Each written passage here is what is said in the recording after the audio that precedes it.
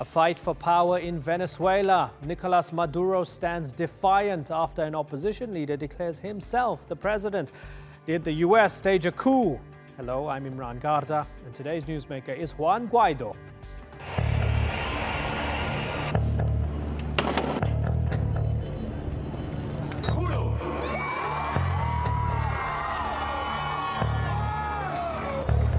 Asumir formalmente las competencias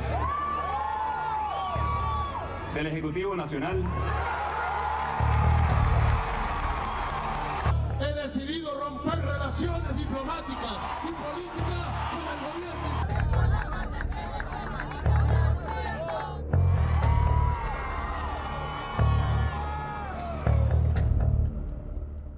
In just a few weeks, Juan Guaido went from relative obscurity to the self-declared interim president of Venezuela. He says he wants to oust Nicolas Maduro and restore democracy to his country. But his decision has reignited tensions at home and abroad. The US says Guaido is the legitimate leader, and several European nations are demanding that Maduro hold elections within 8 days. Otherwise, they'll recognize Guaido too. But the socialist president is defiant, and he isn't standing alone. Russia, Turkey, China, and his own military have thrown their support behind him, warning Washington not to meddle in Venezuela's affairs. For more, here's Sandra Gatman.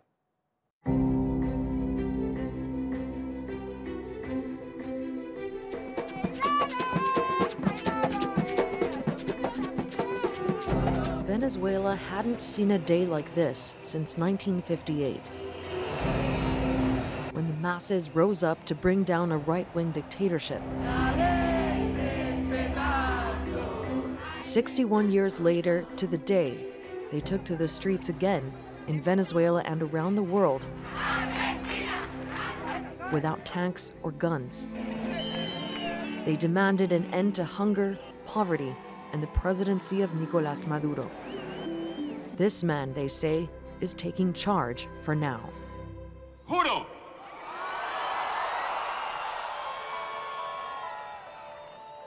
asumir formalmente las competencias del Ejecutivo Nacional. Within minutes, the White House released a statement throwing U.S. support behind opposition leader Juan Guaido. But on the other side of Caracas, Maduro called it a coup. A derrotar un golpe de Estado que pretende intervenir la vida política, echar de un lado la soberanía de Venezuela e instaurar un régimen títere a los intereses del imperio estadounidense. So what was behind Guaido's move? The National Assembly says it's upholding Venezuela's constitution. It's invoked Article 233, which states, when the president-elect is absolutely absent before taking office, a new election shall take place. And while the president is elected and takes office, the interim president shall be the president of the National Assembly. Maduro's critics say Venezuela has been without a legitimate presidency for years. In 2015, Maduro gave sweeping powers to a new Constituent Assembly. It's made up of his allies and has the power to overrule the opposition-controlled National Assembly. In 2018, the Constituent Assembly, not the National Assembly, called for elections which the Constitution doesn't allow. Opposition leaders were jailed or banned from taking part, while millions of Venezuelans decided to boycott the vote in protest. When Maduro declared victory in May, the opposition and international community rejected the result. Last month, Maduro took office at the Supreme Court, another body made up of his loyal appointees. The inauguration also violated the Constitution. It requires the National Assembly to swear in the president-elect.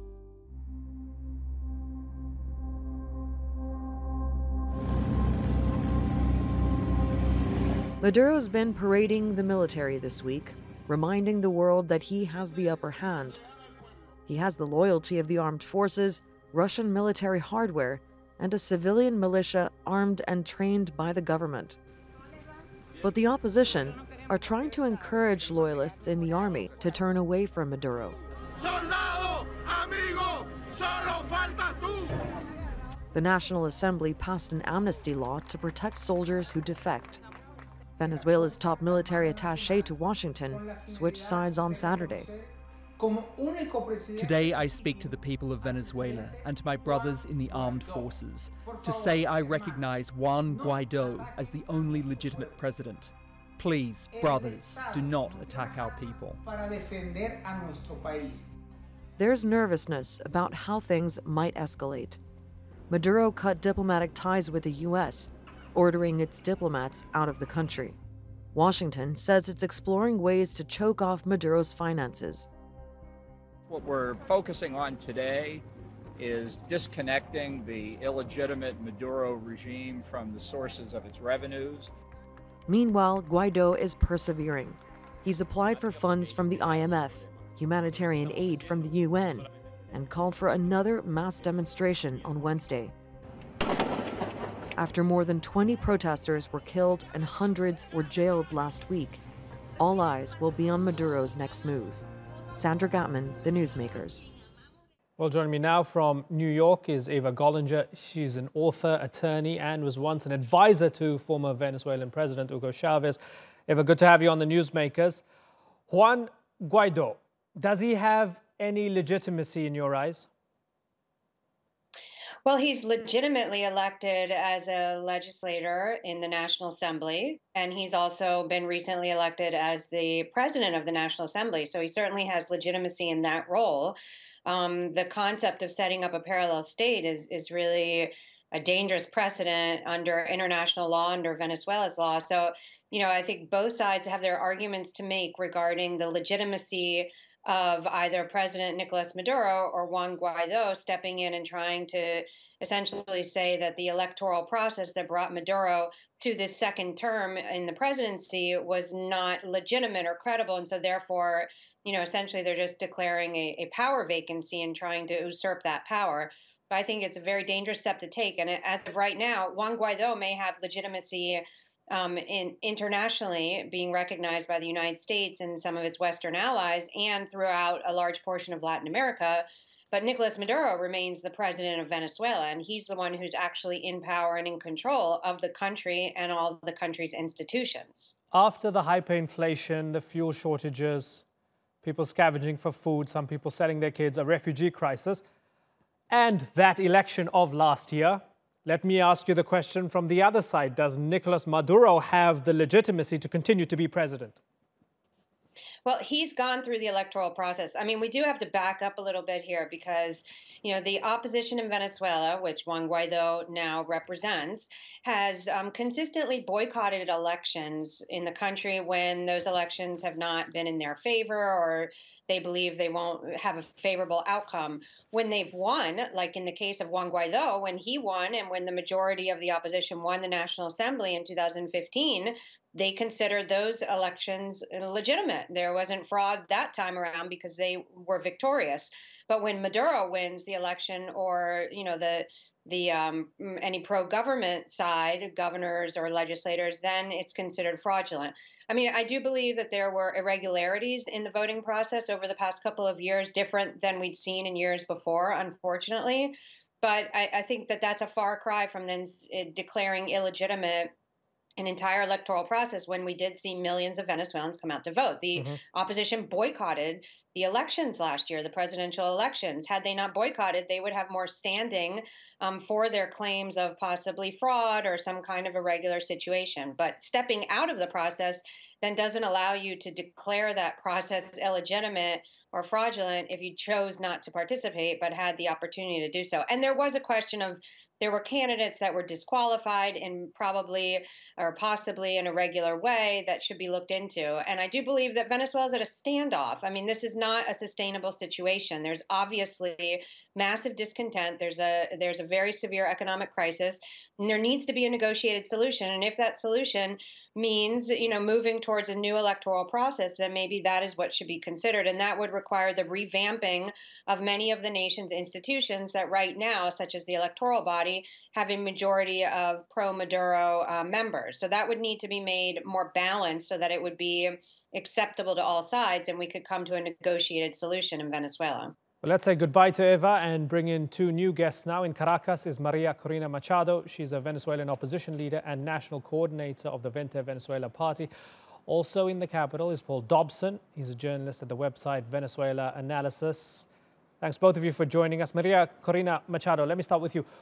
Why should anyone recognize Juan Guaido as president of Venezuela when nobody elected him as president? Well, because he is the legitimate president, as the Venezuelan Constitution states. In our Article 233, when there's not a president-elect, which was the case because Nicolas Maduro was not recognized, there weren't valid elections, the president of the National Assembly should take charge and call for new elections. That's exactly what's taking place in Venezuela. Juan Guaido, therefore, has the support of the huge majority of the Venezuelan population, as well as most democratic governments around the world. A lot of people, Ms. Machado, believe that, yes, while Maduro might have mismanaged the economy and might be, in many ways, to blame for the situation right now, you don't fix it by having a coup d'etat, by just deciding that somebody else becomes the president and Trump recognizes him and then off we go. What do you say to that? I would agree. Nobody wants a coup d'etat. Maduro is a criminal tyrant. The regime we are facing and fighting in Venezuela is not only a dictatorship, and I want to be very clear with this, because there's a huge difference between a dictatorship and a criminal state. And what has been deployed in Venezuela with Maduro in front is precisely that. They have profound liaisons with narco-trafficking cartels, with mafia of different sorts and types in the world, and even with terrorist groups. That's the kind of regime that has established in Venezuela. They have violated severely our constitution, and they have provoked intentionally hunger, violence, and all kinds of grievances to our society. That's why we are seeing this huge, massive flee of Venezuelan citizens by our borders. And if Maduro stays, that might increase double, tripled because of the disaster we're living right now. Paul Dobson, is Maduro the head of a criminal state? I think that depends on how you define criminal, but as far as I see things, no. There are, of course, situations and irregularities we've seen in the last 15 years or so.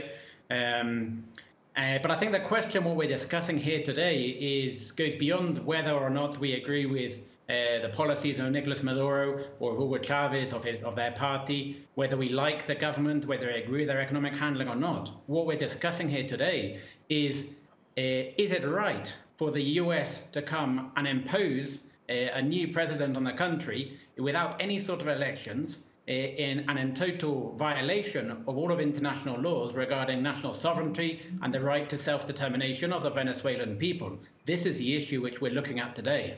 Maria Corina Machado, so we have Donald Trump, we have Mike Pompeo basically saying, we recognize Guaido, you're either with us or you're with Maduro, right? 20 other countries follow suit, mostly right-wing in the neighborhood. Former Bolivarian left countries, but mostly right-wing in the neighborhood, and US allies. On the other hand, you have another camp. And the other camp, it's Turkey and Russia and China and other countries that are supporting Maduro. This looks set to get bigger and bigger geopolitically. Let me ask you very directly. Would you support foreign military intervention against Maduro? We don't think that's the way things should move ahead, not at all, because we believe the Venezuelan people have given a strong fight, civilians and military, in order to maintain the sovereignty of our country. I would insist that there is a regional coalition called Grupo de Lima, in which you have from Canada to Argentina, the democratic governments of the regions, clearly supporting this movement that will bring back democracy and respect to our Constitution as soon as possible. And that is precisely the way through that we expect the whole European Union as a bloc, also to support, as they have stated in the last days. They have called for a new election to take place, and they have put a limit of 8 days to Maduro to move ahead. If he doesn't do that, they say they would as well recognize Juan Guaido. But I insist, this is the true and absolute respect to Venezuelan constitution. That is what's stated in our constitution, and it should be respected by the international community. Paul, do you agree with that? Well, I think it's important, I've said it before and I'll say it again, to move away from a Washington-centric view of the world. The world is made up of a whole range of countries, of different cultures and peoples. The fact that Washington and their allies, their lackeys in the region, recognize this puppet man who's trying to take over the presidential palace should also be contrasted with the whole range of African countries, Asian countries, Middle Eastern countries, Caribbean countries, which are maintaining normal diplomatic relations with the only democratic leader of Venezuela, which is Nicolas Maduro. Again, regardless whether you like it or not, the only man who has been elected by the Venezuelan people. So I think this also has to be taken into account when we look at the geopolitical situation. This is very much, in my opinion, a coup of international relations. Here in Venezuela, in the streets, in the shanty towns and the barrios, you don't feel that there has been a coup. Nothing has changed. There's no different pictures of a president in the public offices. There's no change in the military. Very little is changing here in Venezuela. The only changes we've seen brought about by this attempted coup d'etat is in international relations. Right, and he still has the military on his side, which is a crucial point to be made. He does. Maria, stay where you are. Paul, we're going to say goodbye to you for now. Thanks for joining us. Now, there are people within the US who are also highly critical of Trump's decision to support Guaido. Perhaps most prominent among them is this woman. More violence in Venezuela. Look what the US has supported all over Latin America. That was Medea Benjamin, the co-founder of activist group Code Pink, confronting US Secretary of State Mike Pompeo. And she joins us now from Washington, D.C. Medea, good to have you on the program. Why are you so against what your government is doing in calling for Maduro to step down?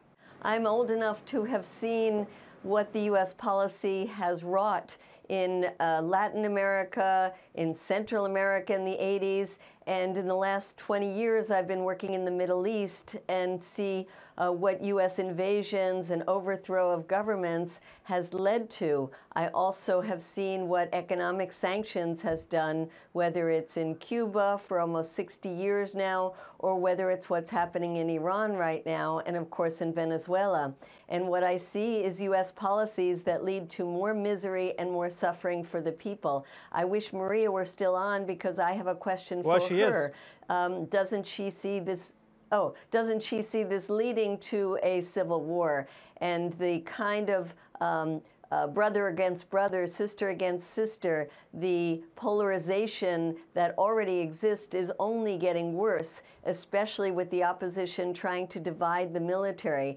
And I would like to know if she supports the Mexican and Uruguayan government's call for talks. Okay, Maria? I appreciate very much your concern for what's going on in Venezuela. I'm going to speak to you as a Venezuelan citizen that, walks around our country and feels the pain that's going on. Venezuela is sitting under the biggest oil reserves on earth. And today, a minimum wage is less than $8 a month. Our children are dying in hospitals. Our young people are being killed in the streets. All the savings of families are being lost with an inflation rate that is a couple million% a year. Literally, what's going on is a disaster, a catastrophe, that the only way that can be stopped is to take away out of power a mafia state that is using Venezuelan resources to create huge fortunes and bring hunger and disaster to all our society. This is not a process led by the international community. This is a fight for freedom, justice, solidarity that is led by the Venezuelan people.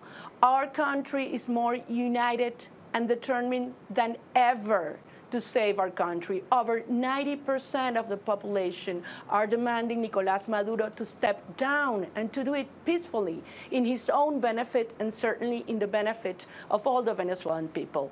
We certainly want a transition well, that's to just democracy not true. You're making up those statistics. That it's no, I am being that's correct. Just not and true. I invite you know, it's a very, very divided society.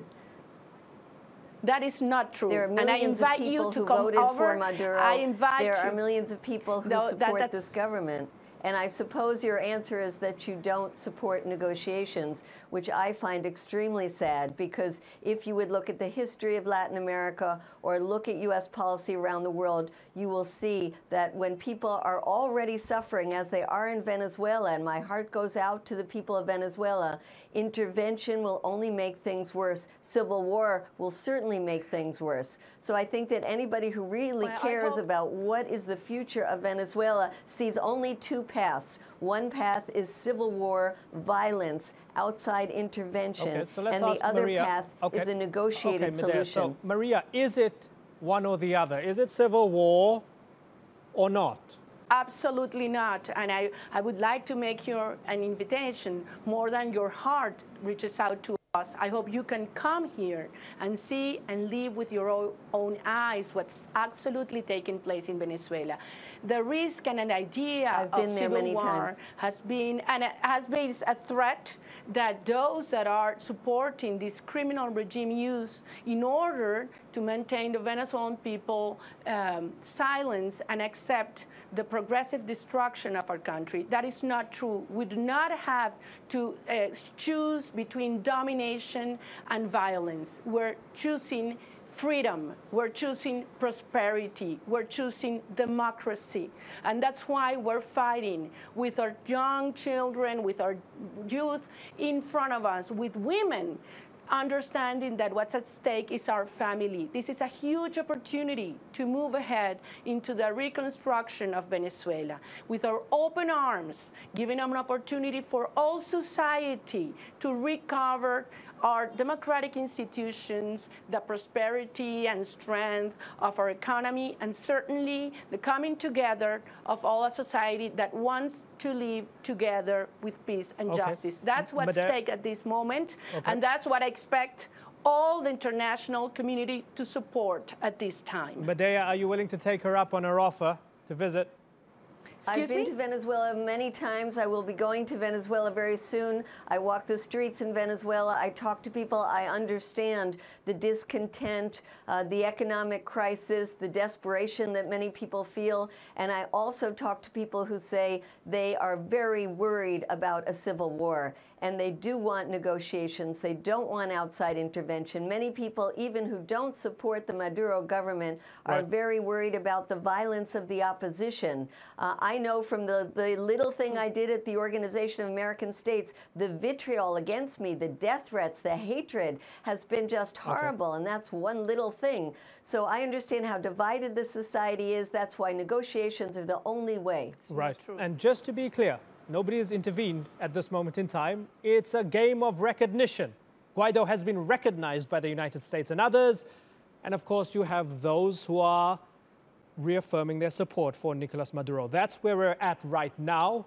And we will continue to watch this story very closely. Maria Corina Machado, I sincerely appreciate you coming onto the Newsmakers. Medea Benjamin, I thank you very much as well for coming onto the Newsmakers and to our guests earlier on. Our heart bleeds for the people of Venezuela who are undoubtedly suffering, and we will continue to cover this story properly, and we will continue to put it at the top of our agenda. Thanks again for joining us.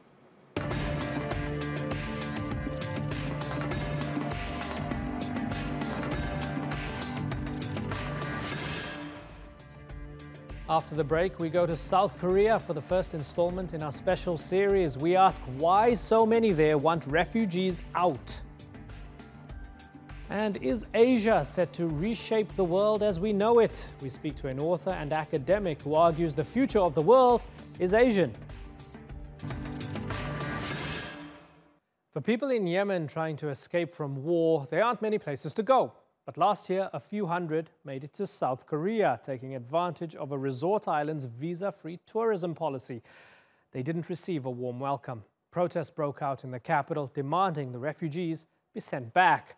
The public outcry was certainly effective. The Korean government shut the door on any new arrivals, and those that did make it in haven't been granted refugee status. And they're not the only ones feeling unwelcome.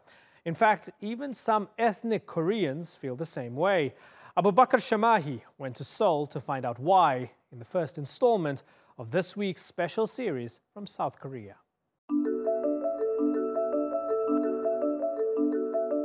It's been a year since the first Yemeni refugees began arriving in South Korea. Many greeted them with anger and protests and called them fake refugees. It was a strong reaction to a few hundred people fleeing a war zone.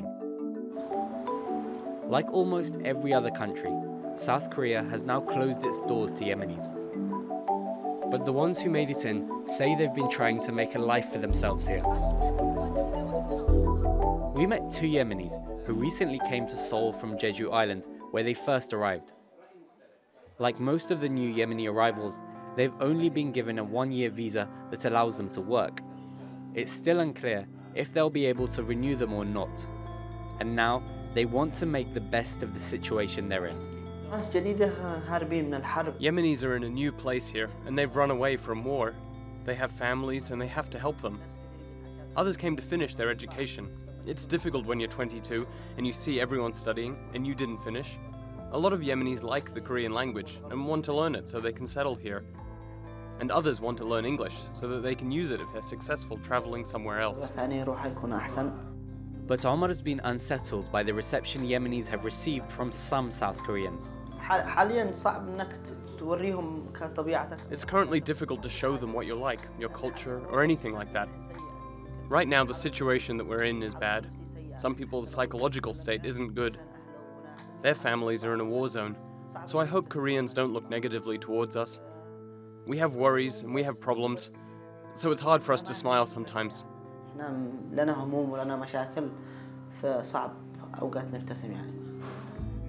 Omar's friend Magid, not his real name, can't go back to Yemen. His father and brother were killed by Al-Qaeda in an attack Magid was also injured in, and he says he has no sympathy for South Koreans who protested against his arrival. They didn't give us a chance. You have to give someone a chance to show you either their good intentions or their bad ones. The Korean people have lived through wars, so they should understand. When I tell people I'm from Yemen, and there's already been a protest saying Yemenis are fake refugees, well then I'm a fake refugee in their eyes. They've ruined our reputation before they even knew anything about us. For Yemenis halfway across the world from home, it must be nice to find something just a little bit familiar. On this street you can find Seoul's main mosque, as well as restaurants selling halal meat, both Korean and foreign cuisine. But this is just a tiny area in what is a very homogeneous country, and some refugees simply don't feel welcome here. But some South Koreans say they're justified in their reaction to Yemeni refugees. Kwon Woo-seong is an IT student and says one day he wants to be a politician. For now, he writes a blog where he's been critical of people from Yemen. There are only a few hundred Yemeni refugees in South Korea. Why are you so worried about them? I am specifically against Yemeni refugees. I'm not against all refugees, as we're living in a global society. Putting mutual respect and human rights issues aside, it would be ideal if we could accept and embrace everyone. But South Korean news has reported a lot of negative stories about Yemeni refugees, and we can't ignore the growing fear and anxiety among South Korean citizens. And Woo-seong points to a common complaint among South Koreans, that they need to take care of their own first. Let's take Trump as an example. He says that he puts America first. Shouldn't South Korea do the same? Unemployment rates are high and single households are increasing, along with the replacement of manpower by machines. Times are changing fast, but it's not the right time to accept refugees just yet. There are over 1 million unemployed youth, and South Koreans' interests should be top priority.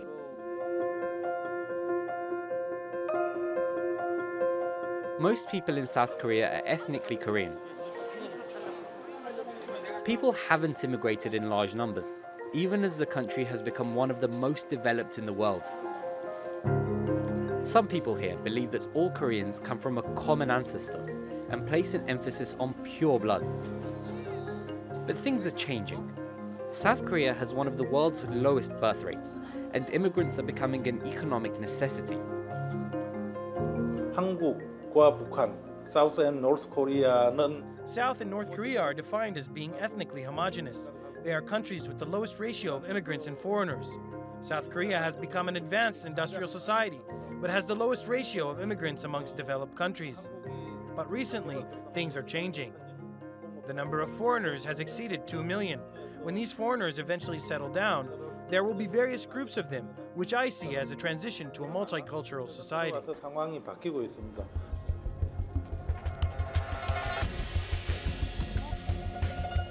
Just being ethnically Korean doesn't necessarily make it easy to integrate into society here. These members of the Koryo Saram group are taking lessons in the Korean language. They're descendants of Koreans who migrated to Russia in the 19th and 20th centuries, and were then deported by Stalin to Central Asia in the 1930s. Over the past decade or so, some have come from Russia and other places like Uzbekistan back to South Korea. But it hasn't been easy. Most can't speak Korean, and they're not able to easily gain citizenship. Igor Im is a Koryo Saram community leader and first came to South Korea from Uzbekistan more than 15 years ago. He says he feels Korean, but thinks that some Koreans might not agree. Yes, я сам себя чувствую здесь комфортно. I feel comfortable here, but it's about how I'm accepted by them. That's the main question. We believe that this is our homeland. Our native homeland is Korea. It's just that I was born in Uzbekistan, so it's also my homeland. But I believe that Korea hasn't accepted us yet.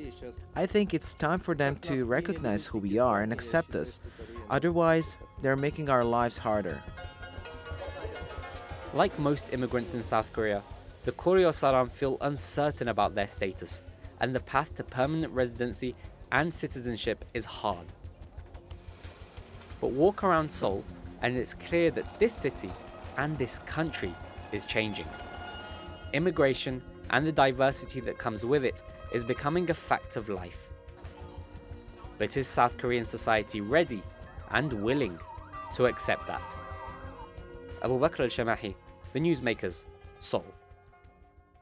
Well, to discuss this, let's go to our panel in Seoul. I'm joined by BJ Kim. He's a professor of foreign studies at Hankook University. Siwon Koo is the co-founder and publisher of Korea Expose, an online magazine specializing in Korean politics, culture and society. And Neil George is an English filmmaker and professor who's lived in South Korea for 8 years. He's produced documentaries looking at Korean society. Gentlemen, thanks for joining us on The Newsmakers. BJ Kim, let me start with you. Those protesters calling those Yemeni refugees fake refugees, what's behind that? Why are they saying that? Well, basically the legal process, the legal system that's designed to protect them is the one that's there to protect the political refugees. And so those people who are not happy about the inflow of these Yemenis refugees in the country are making a legal argument here. They're saying they're not qualified for them, for the system itself.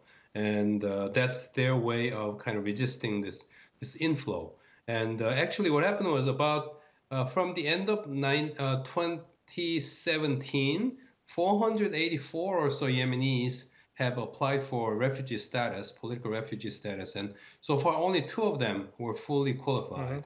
And most of them, the rest of them, were allowed to stay in Korea, but they were not given the refugee status. So whatever the opposition was making argument, I think the argument kind of worked in that sense, with the fact that not such a small number of refugee status was offered. So in that sense, I guess their legal argument kind of made a difference, right, the way I see it. So, Siwon Koo, you don't have to work too hard by looking at international news to know that there's a terrible war raging in Yemen. 10,000 people have been killed.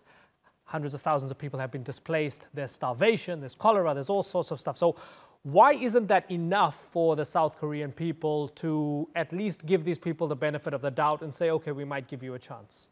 Well, there are a number of reasons, but one that has been mentioned very often here in South Korea is the fact that many of the Yemenis who came to South Korea were in fact men. And there was this idea that somehow men are the ones who should be able to stay in their countries and defend it and not run away from warfare. This view is partly informed by the fact that even South Korea itself has been kind of in a technical state of war for some time.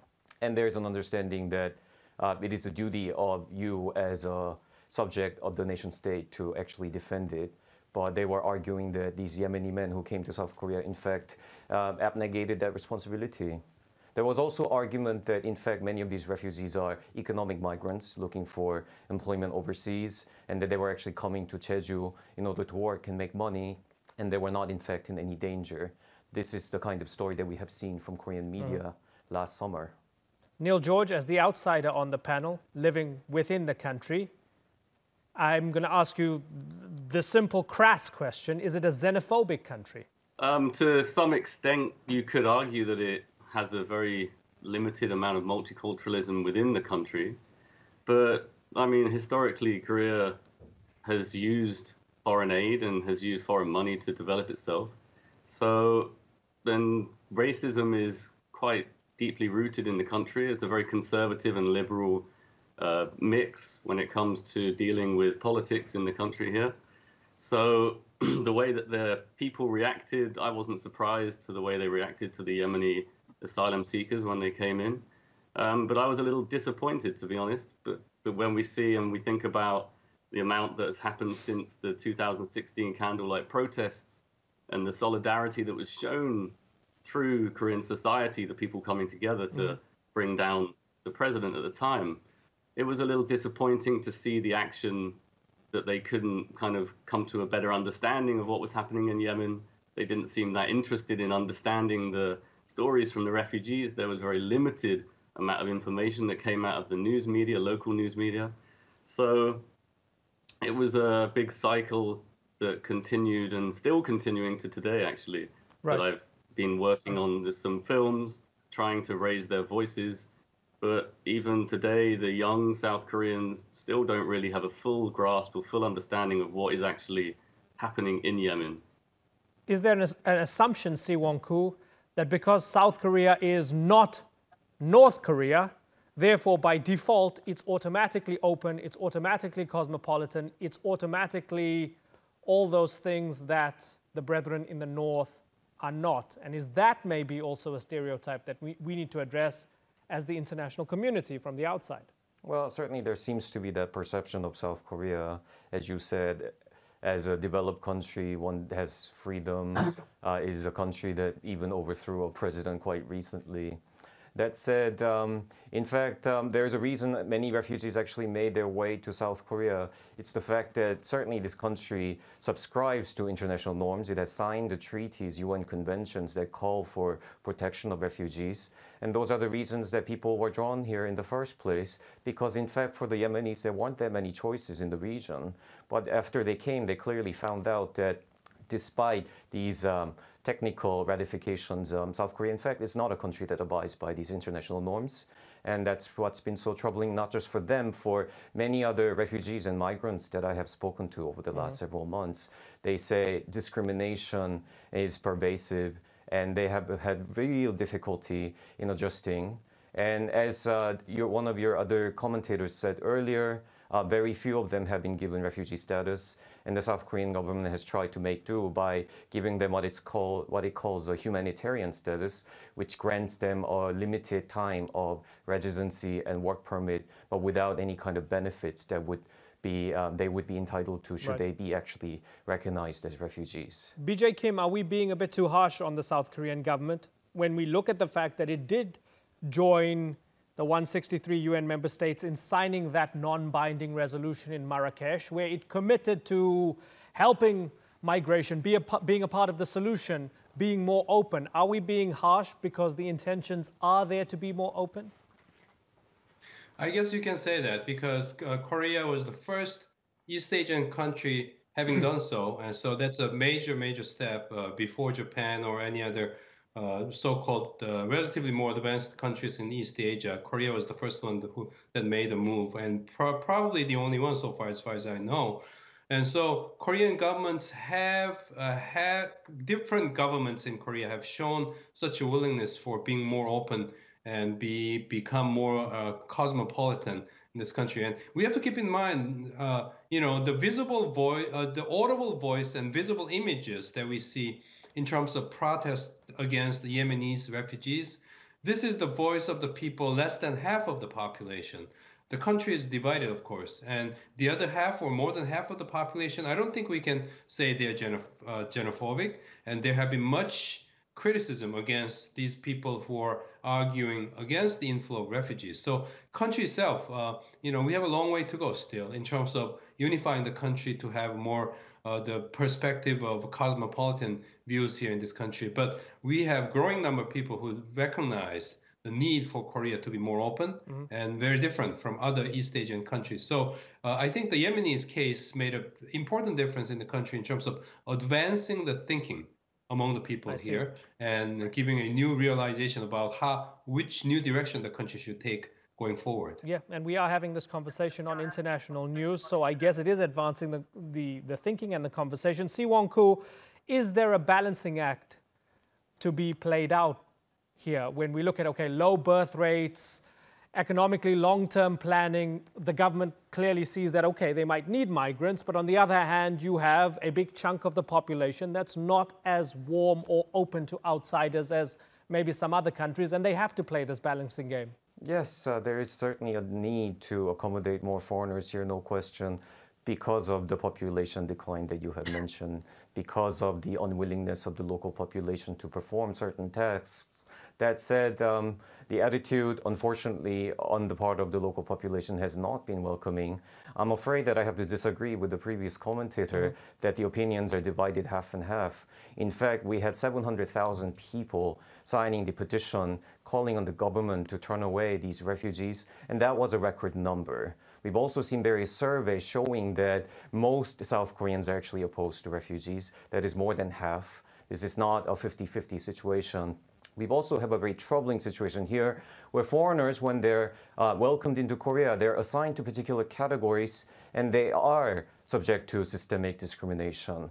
We have a migrant population, a population of migrant workers, estimated to be about 270,000, many of whom speak about really difficult conditions that they experience at work, sometimes not even protection according to the standards that are established by Korean labor acts. Right. We have foreign women who are coming here and marrying foreign women coming here and marrying Korean men.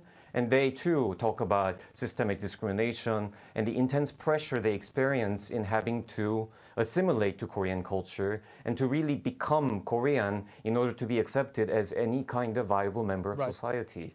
So that is the troubling situation that Korea needs to recognize. You brought up something interesting because you spoke about particular categories, and I want to ask Neil George, are some foreigners more equal than others? And is the trick in this conversation the mere fact that these are Yemeni citizens? Might they have been treated differently if they were, I don't know, Bosnian refugees, Norwegian refugees, whatever?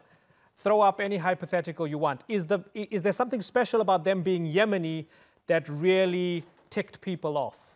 In terms of them being from Yemeni, they obviously have a Muslim Islamic background, and South Korea has very, very limited information and knowledge about Muslim and Islam in general. So they didn't really take into account their stories. They didn't listen so much to any of the stories that the Yemeni refugees were trying to say. The government effectively controlled what news was being allowed to come out.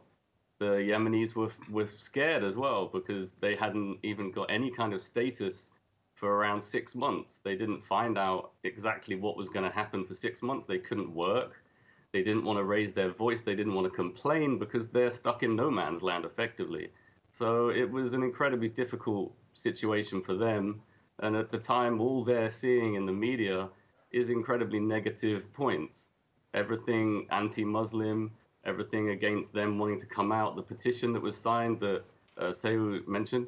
So everything was against them. And so it was an incredibly difficult time within the country. And we also have to remember that most of the protesting was actually taking place on the mainland, not in Jeju.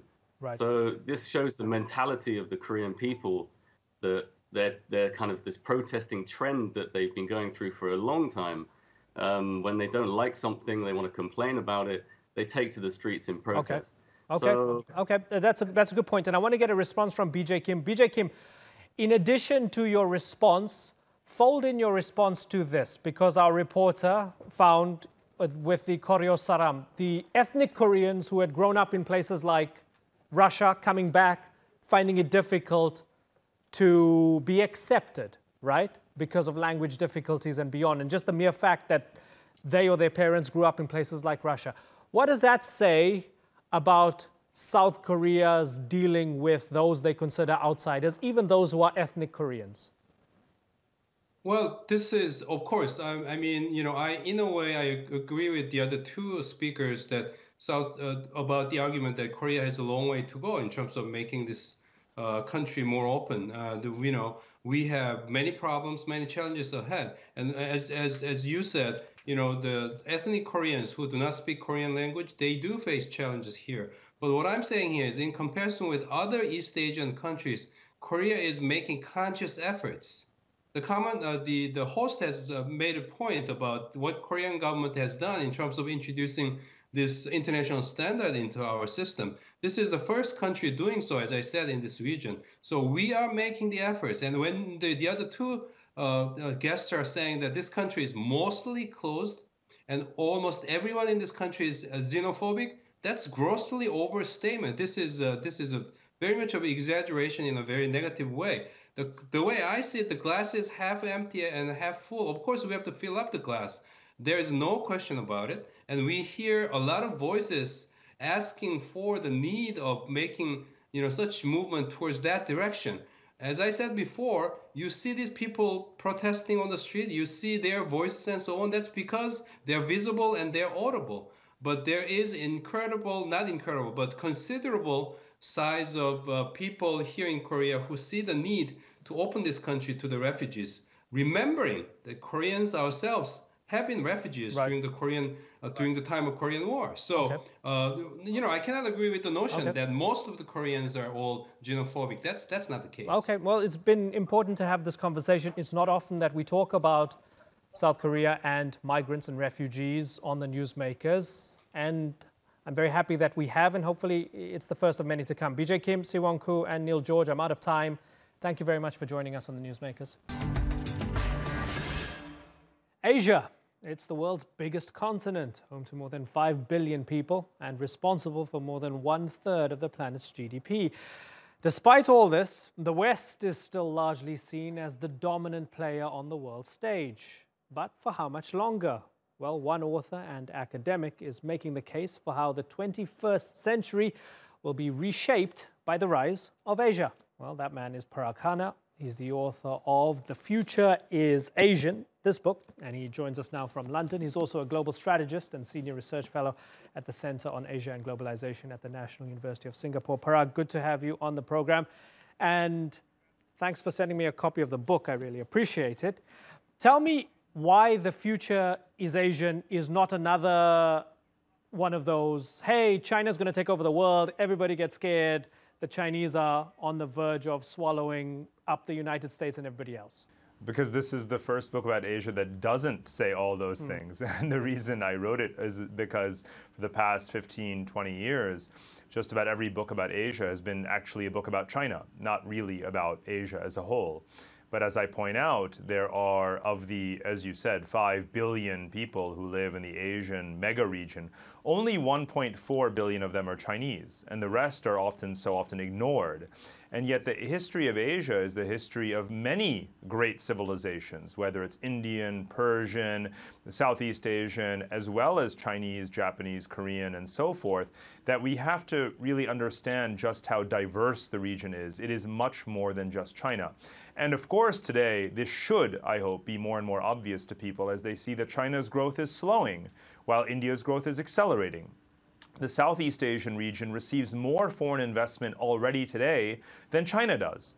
So in many ways, we're experiencing peak China, and we should really be looking at the rest of Asia as much or more than we look at China. And that has been such a massive market failure intellectually and in the literature and analysis of Asia that I'm trying to correct. Is it about politics or economics? It's absolutely about both. For example, when we talk about trade and economic affairs in Asia, we treat countries as if they're rival blocs because we superimpose the historical rivalries that Asians have had with each other, such as China and Japan, for example. But the way I explain it, the story of Asia's collective economic rise in the past 3 generations begins with Japan, of course, not with China. It was Japan's economic miracle in the post-war decades that made it the world's second largest economy. It was Japan's story that inspired the Asian tiger economies of South Korea, of Taiwan, Singapore, and Hong Kong. And then all of those predecessors were the largest investors in China. The reason China is China today, the economic superpower that it is because of Japan, Korea, Taiwan, Singapore, and Hong Kong investing in China. And that is not the end of history either, because now China, with the Belt and Road Initiative, together with Japan and other wealthy and prosperous Asian countries, is investing in the next wave of Asian growth in South Asia and Southeast Asia, which again have 2.5 billion people. And those economies are already, to a large degree, growing faster than China. So again, Asia is a much bigger story than just China. I need to wrap, but I'm going to ask for a little bit extra time, because I also want to ask you about Turkey. And, you know, a lot of people see Turkey as the furthest east of the West and the furthest west of the East. And perhaps, you know, look at it politically, especially now under President Erdogan. You have a relationship with the United States that is up and down, a relationship with the European Union that is up and down.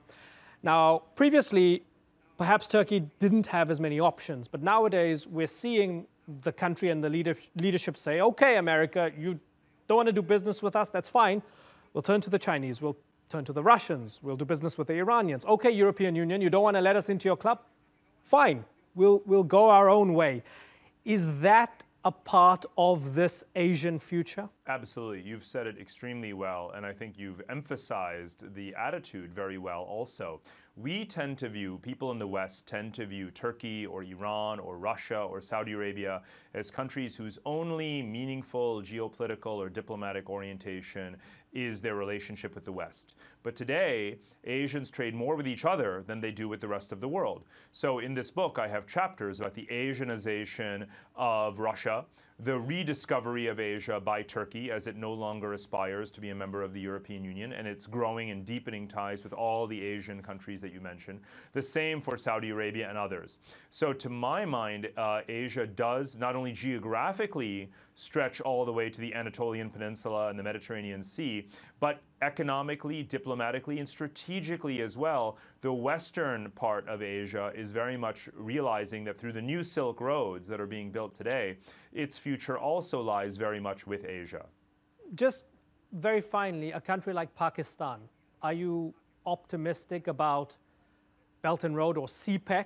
It's linked to China. I know you're saying this is not only about China, but it's linked to China.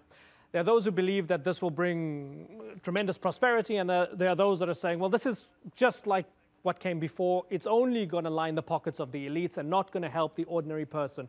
Where do you stand on a project like that in a country like Pakistan? I do spend a lot of time in the book talking about Pakistan and the China-Pakistan economic corridor. It's a country that I spend a lot of time in and have studied this issue very closely. There's no question that CPEC brings benefits to Pakistan by building new infrastructure, creating a lot of local jobs, helping the economy diversify, attracting more foreign investment. This is Pakistan's, I don't want to say last chance, but they are taking the opportunity very seriously to benefit from all of this infrastructure investment and the lines of credit and so forth that Western entities no longer want to give to Pakistan. So I do believe it's going to be beneficial to Pakistan, but let's remember that does not mean that it is going to be a Chinese hegemonic project, because over time what happens is that when countries, if they use the resources and investment wisely that they receive from China, they grow, they gain in confidence, and then they attract other investors and they can dilute China's very strong influence in their economy, which is exactly what a number of countries are in fact choosing to do. So I do think that this will be good for Pakistan, and it is helping the country get very serious about its macroeconomic governance. Okay, well, Parag Khanna, author of The Future is Asian.